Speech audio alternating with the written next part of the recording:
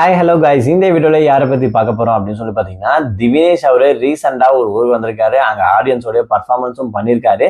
அது எங்கே, என்ன மாதிரி நிகழ்ச்சி நடந்தது அப்படின்றதுக்கான பின்னணி தாங்க இந்த வீடியோவில் பார்க்க போகிறோம்.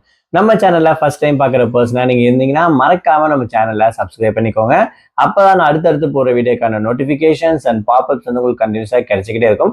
அது மட்டும் இல்லாமல் இந்த வீடியோ பற்றி உங்களுக்கான கருத்துக்கள் ஏதாச்சும் இருந்துச்சுன்னா தாராளமாக நீங்கள் கமெண்ட் பாக்ஸ்லையும் மென்ஷன் பண்ணலாங்க.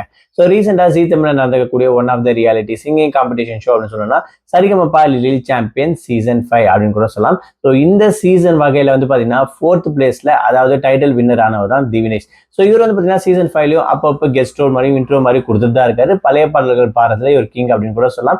இந்த சீசனும் இந்த ஒரு ப்ரோக்ராம் பொறுத்த வரைக்கும் அப்படின்ற வகையில் ஸோ இவர் வந்து பார்த்தீங்கன்னா ரீசெண்டாக சேலம்ல நடந்திருக்கக்கூடிய, அதாவது நம்ம ஊர் திருவிழா அப்படின்னு சொல்லக்கூடிய இந்த ஒரு ப்ரோக்ராம்ல அந்த ஸ்கூல்ல வந்து பாடியிருக்காரு. அந்த ஸ்கூல் வந்து பார்த்தீங்கன்னா லிட்டில் ஃபிளவர் அப்படின்னு சொல்லக்கூடிய இந்த ஒரு ஸ்கூல்ல வந்து பாடி அவரோட பர்ஃபார்மன்ஸ் வெளிப்படுத்திருக்காரு.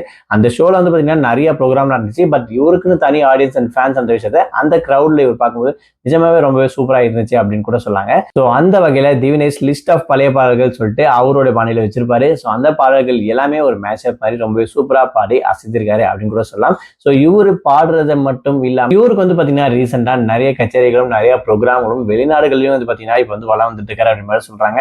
ஆல்ரெடி வந்து பாத்தீங்கன்னா மலேசியால இவருடைய காம்படிஷன் ப்ரோக்ராம் வந்து போய் அட்டன் பண்ணியிருந்தாரு.